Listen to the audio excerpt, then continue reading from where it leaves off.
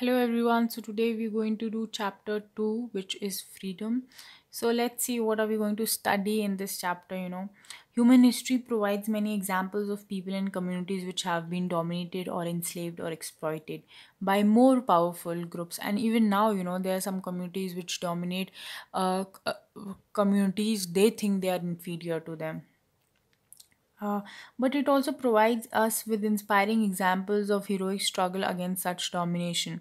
What is this freedom for which people have been willing to sacrifice and die? In its essence, the struggle for freedom represents the desire of people to be in control of their own lives and destinies. This is very important. And to have the opportunity to express themselves freely through their choices and activities. Not just individuals but societies also value their independence and wish to protect their culture, their future. However, given the diverse interests and ambitions of people, any form of social living requires some rules and regulation. There has to be some kind of rules and regulation so there is order. Otherwise, if everybody they would do whatever they want, there would be so much chaos. And yeah, so these rules may require some constraints, that means restrictions, to be imposed on the freedom of individuals. But it is recognized that such constraints may also free us from insecurities and provide us with the condition in which we can develop ourselves. So we all have some kind of insecurities, okay, and if we have some kind of restrictions, it is a recognized thing, okay, that if that such restriction constraints, they may help us to free us from our insecurities. That might, there may be some things that we are feel insecure. There are many things, what you feel insecure about, and I know what I feel insecure about. Though we shouldn't, every individual is unique, in which we can develop ourselves in political theory. Much of the discussion regarding freedom has therefore focused on trying to evolve principles by which we can distinguish between socially necessary constraints, restrictions which are necessary in the society, and then the other restrictions. There has also been a debate about possible limitations on freedom, which may result from the social and economic structure of a society. In this chapter, we will look at some of these debates. We look at the importance of, after reading this chapter, you will understand the importance of freedom, the different dimensions of freedom, and you'll be able to explain the harm principle. So, I know, in the previous, also one thing, let me tell you that in the previous chapter, the political theory, we have covered everything, but I'm sorry, I couldn't complete these boxes. On that same video because somebody came and then I had to go, and that video was stopped there and there. So I'm sorry for that. But yeah, we were supposed to do these boxes, so we should discuss here, okay? So this was a discussion between the two characters, Socrates and Syphilis, and they were talking that what is justice. In the course of the dialogue, Syphilis and his friends come to recognize that their understanding of justice is inadequate and acceptable. Sometimes what you think, you might define some things as something, they might not be adequate, they might not be acceptable in all ways. So the important thing in this is that Socrates uses reason to reveal the limitations and inconsistencies in a given point of view. He adversaries, you know eventually his adversaries eventually admit that the views they had held and lived by could not be sustained. So this is a discussion going on between Syphilis and Socrates, that on what is justice, what do you mean by it. So let's see how does this discussion go about between them. Read and see how Socrates achieved this. Well said, Syphilis, I replied. But as concerning justice, what is it? To speak the truth and to pay your debts. No more than this. And even to this are there not exceptions? Excuse me, God bless me. Suppose that a friend, when in his right mind, has deposited alms with me, and he asks for them when he's not in the right mind, right frame of mind. Ought I give them back? So should I give him back? One of my friends he's deposited his weapon to me, and when he's not in a right frame of mind, maybe he's a little disturbed, then he asked me for his weapon. So should I give him his weapon at that time? So Cephalus says, "You are quite right," he replied. Okay, but then I said, this is Socrates speaking. Okay, but then I said, speaking the truth and paying your debt is not the correct definition. So according to Socrates, that justice means that one should speak truth and pay their debts. But Socrates says that it's not the correct definition of justice, and instead of simply saying, as we did at first, that is just to that it is just to do good to our friends and harm to our enemies, we should further say it is just to do good to our friends when they are good and harm to our enemies when they are evil.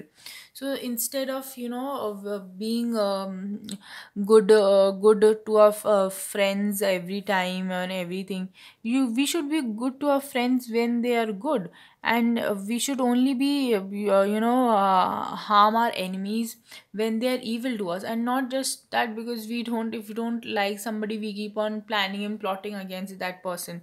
Yes, that appears to me to be the truth. That's what Socrates that's what the Syphilis says. You should never be, though, I believe you should never be mean or evil to anybody in general. Okay, but the just to injure ought the just to injure anyone at all? So, but they say that, is it good to even injure anybody at all? That's what they're questioning again. um then what Cephalus replies is that undoubtedly he ought to injure those who are both wicked and his enemies. Then Cephalus says that you should injure those who are both wicked and even your enemies. When horses are injured, are they improved or deteriorated? The later. So this is a conversation going between Socrates and Cephalus. One time Socrates asks this, and these the bold ones are the reply of Cephalus. Then they are saying, no, when horses are injured, they are this is the Cephalus says they are deteriorated. Deteriorated, that is to say, in the good qualities of horse and not of dogs. Yes, of horses. So he's trying to frame and everything and tell them that how sometimes our definitions and everything, they shouldn't be limited and restricted. Okay,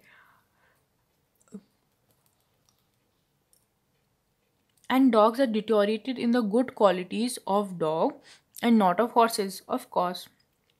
And will not men who are injured be deteriorated in that which is the proper virtue of men?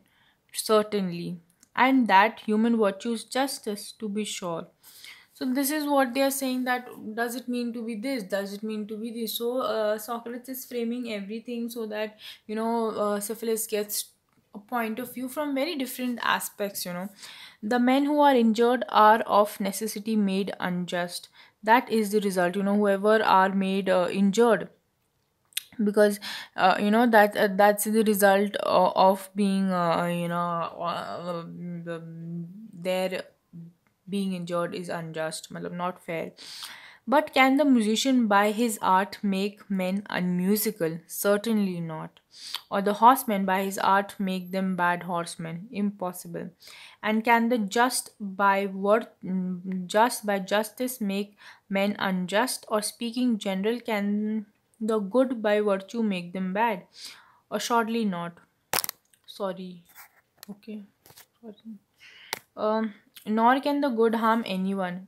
Impossible. So they're having that, can the somebody who's good, can that person not harm anybody? So they're saying, no, it's not possible. Then they can the just, and the just is the good. Certainly. So thinking whoever is fair in everything, that is that person is good. So here Syphilis replies that certainly yes. Then to injure a friend or anyone else is not the act of a just man, but of the opposite, who is the unjust. So that means that you are saying that if you injure a friend or anyone, then it's not an act of a just man, na? But of the opposite, who is unjust. I think what you say is quite true, Socrates. And he who is most skillful in preventing or escaping from a disease is best able to create one. Then he's saying, yes, true. And he is the best guard of a camp, who is best able to steal a march upon the enemy, certainly. So if they're talking now, they're saying that the best guard of the camp is who's able to steal a march on the upon the enemy. Then he says, yes, of course. Then he who is a good keeper or anything of anything is also a good thief. Then using that means that if somebody is a good keeper, that means that person can also be a good thief. That I suppose is to be inferred. And so yeah, that can be inferred from that. If somebody is a good keeper, they might be a good thief also. Then if the just man is good at keeping money, is he good at stealing it? That is implied in the argument. So saying that means somebody who's good at keeping money, he might even be good at stealing. That means, and yeah, using that is implied in the argument, he says. Then the discussion goes on further, then after all the just man has turned out to be a thief. So that means that now you are saying that all the just man, because you saw that how this was framed everything, by Socrates, so that Cephalus realizes this fact that means that every whoever, that means all the people who are just fair and everything fair, that means they can be thief also. You would argue that the good are our friends and the bad are our enemies. That means you would also believe that whoever is, good, they are a friend, and whoever is bad, they are enemies. And he says yes. And instead of saying simply as we did at first that it is just to do good to our friends and harm to our enemies, we should further say it is just good to do to our friends when they are good and harm to our enemies when they are evil. Yes, that appears to me the truth. So, did you see how from Socrates took the example of horses, dogs, thieves, and everything to convey this bigger message? But ought the just to injure anyone at all? So but is it even just fair to if we injure anyone even at all? Undoubtedly he ought to injure those who are both wicked and his enemies. When horses are injured, are they improved or deteriorated? The later. Deteriorated, that is to say, in the good qualities of horses and not of bads. Yes, of horses. And dogs are deteriorated in the good qualities of dogs and not of horses, of course. And will and not the men who are injured to be injured be deteriorated in that in that which is the virtue of men, certainly. Okay.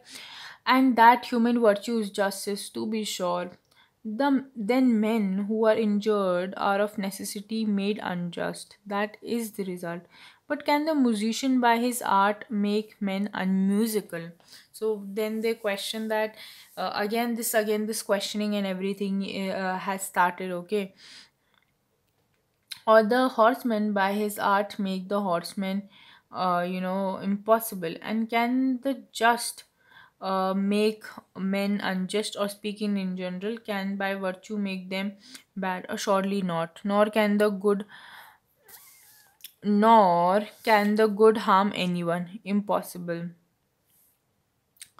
And the just is the good, whoever is the just, they are good, certainly. Then to injure a friend or anyone else is not the act of a just man but of the opposite, who is the unjust. I think that what you say is quite true, Socrates.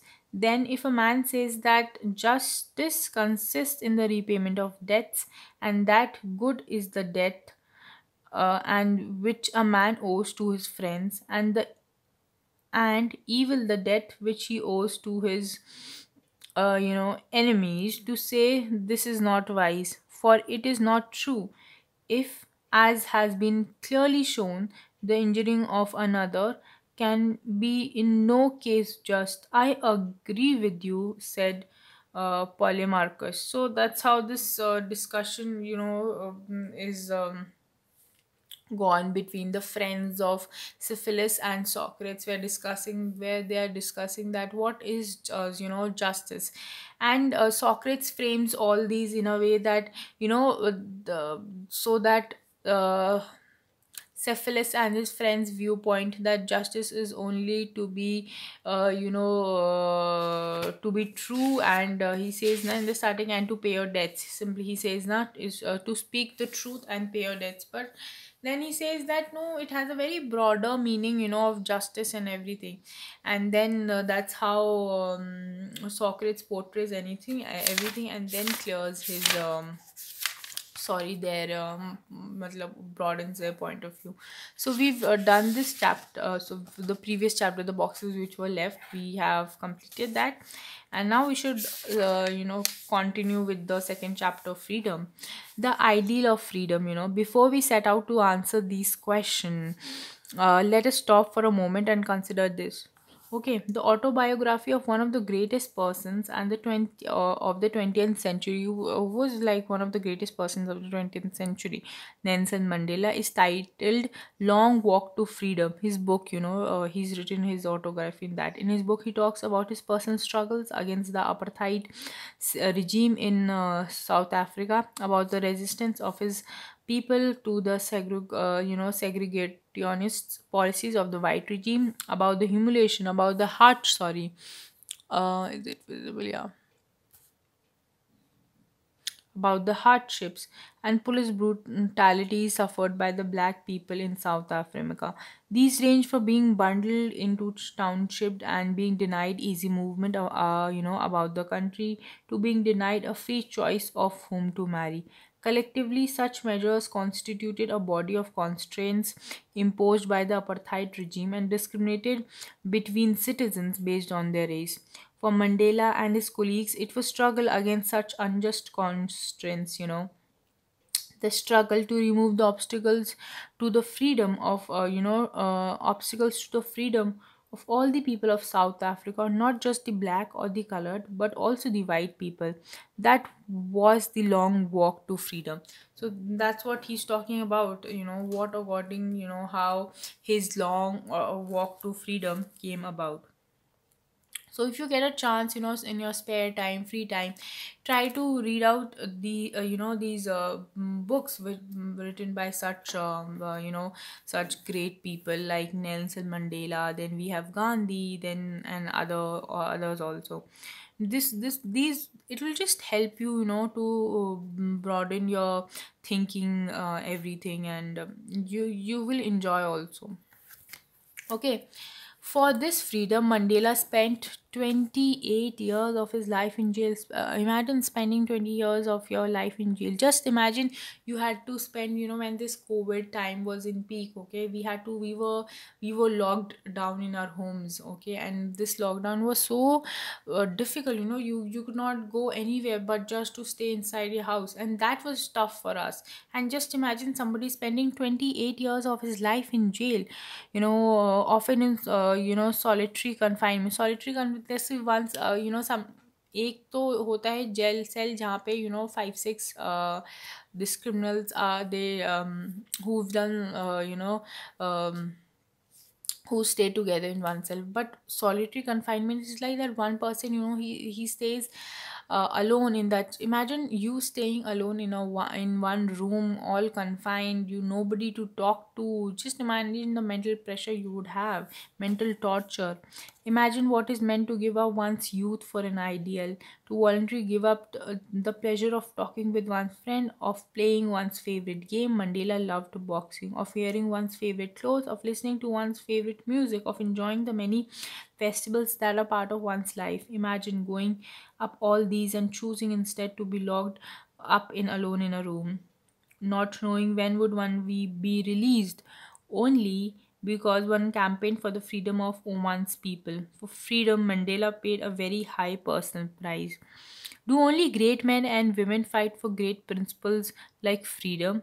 What does the principle mean to me? So that's what this cartoon is questioning, that what does freedom mean to him. So this is the cover, I think, Long Walk to Freedom, Nelson Mandela. uh What's written here? Wait, I can't see. So this is one of the persons had they've said that it should be read by every person alive. Who's this person who's written it? Okay, so this Sunday Globe, I think it's a magazine. Okay, so they've written that every person who's alive should read this book. So now take another case. Now let's talk about, we've seen the case of uh,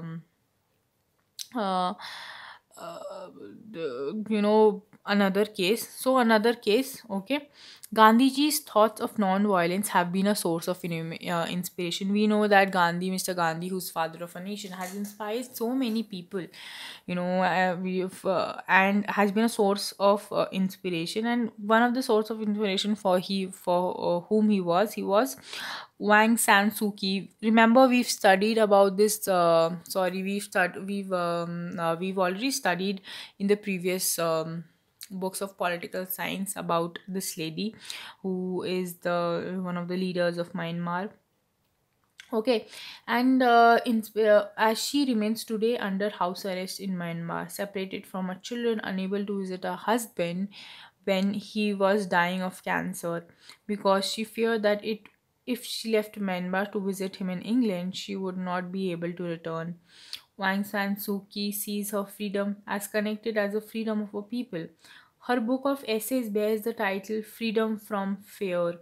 She says, "For me, real freedom is freedom from fear, and unless you can live free from fear, you cannot live a dignified human life." So this is also very true, that unless you live unless if you feel if you live a life without fear, you feel no danger from anybody, unless you have that, you will not for her it was that you will not feel the feeling of being free, if you're not if you're just scared every day of something or the other, how are you going to get that feeling that you are happy, you are free, you have the freedom?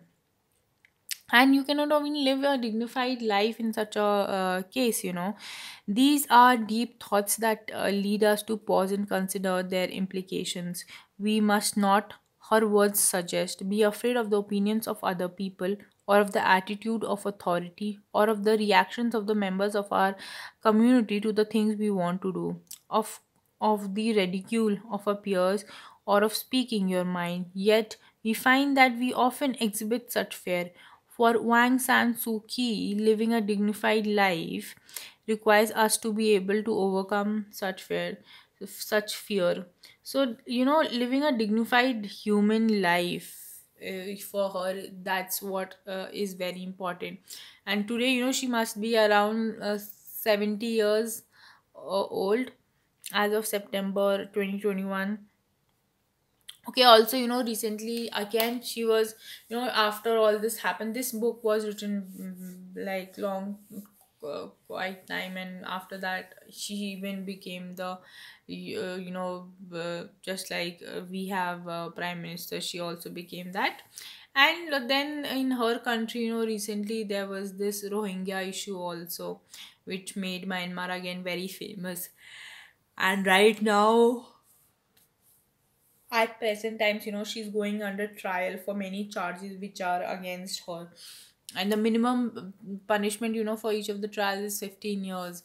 So let's see what the result is. But yeah, from these two books of Nelson Mandela and Aung San Suu Kyi, we see the power of the ideal of freedom, an ideal that was at the center of a national struggle, and the struggle of the people of Asia and Africa against British, French, and Portuguese colonialism. So all these big countries, European countries, they have had their colony in Asian countries. We were a colony of Britain. And so many other countries were also colony, so many other countries in the African this thing Africa continent, they were also the colonies of European countries. So uh let's come here, okay. Can you think of someone in your village, town, district who has struggled for his or own freedom or the freedom of others? Write a short note about the person and the particular aspects of freedom which he or she struggled to protect. So, can you think about what an example from your near ones, dear ones, or you know in your locality might have done or fought for a freedom? Okay, if you know, then please write some here about write about that person. um, Short note. Then what is freedom? A simple answer to this question, what is freedom, is absence of constraints. So we'll say that freedom is actually absence of constraints, as in like the absence of restrictions. Okay, freedom is said to exist when external constraints on the individuals are absent. There are no constraints on the individuals. In terms of this definition, an individual could be considered free if he or she is not subject to any external controls or coercion, is like force, and is able to make independent decisions and act in an autonomous way. I am Who controls me is me and nobody else. However, absence of constraints is only one definition of freedom. It is only one aspect of freedom, that you have the choice to make your own decisions and act in an autonomous way. Nobody is forcing you. But freedom is also about expanding the ability of people to freely express themselves and develop their potential. But it is also about to that you are able to express yourself freely and develop your potential. So one aspect that we've seen is the elevator, um is I'll mark is the absence of constants. Then we say that it is that you're able to express yourself freely. Freedom in this sense is the condition in which people can develop their creativity and capability. You can achieve whatever you are capable of. That is what freedom means. Both these aspects of freedom, the absence of external constraints as well as the existence of conditions in which people can develop their talents, are important. A free society would be one in which enables all its members to develop their potential with the minimum of social cons. So there should be minimum restrictions to you, so that there's this environment to enable you whatever you want to achieve, and whatever you are capable of achieving, you get that. No individual living in society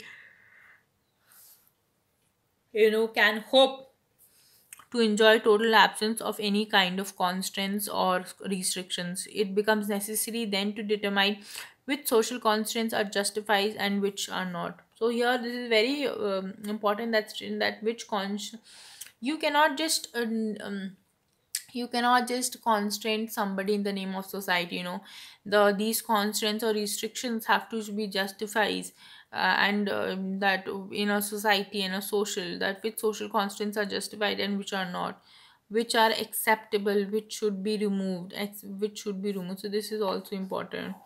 To understand which social constraints are necessary, discussions on freedom need to look at the core relationship between individual and the society or groups in community or state within which he or she is placed. That is, we need to examine the relationship between individual and society. This relationship between an individual and a society, we would need to see which features of the society allow the individuals the freedom to choose, decide, and act, and which do not.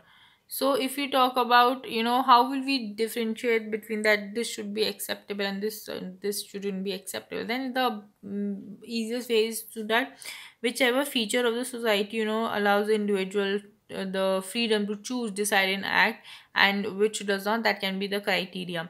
We would need to determine which features are desirable and which are not, which should be removed and which should not. You should be able to decide. That's what I'm saying. Further, we need to see if the principles which we use to differentiate necessary from unnecessary constant also applies to the relationship between individual and groups. And also this relationship between individuals and groups is important.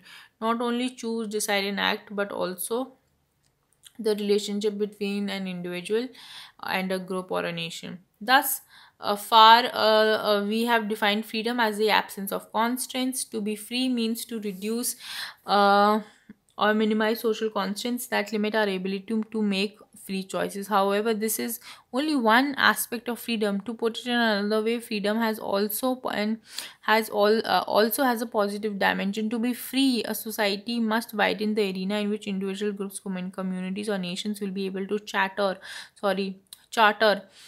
their own destiny and be what they wish to be. You, if you want to be a doctor, you can be a doctor. If you want to be engineer, you want can be. If you can be. If you can be an activist, you can be. Freedom in this sense allows the full development of the individual's creativity, sensibility, and capability. So the individuals can grow, they have the creativity, sensibility, and capabilities. A free society is one that enables one to pursue one's interests with a minimum of contrast. So they say that whatever you want to have and everything, so you are able to do it with minimum constraints and everything. Okay.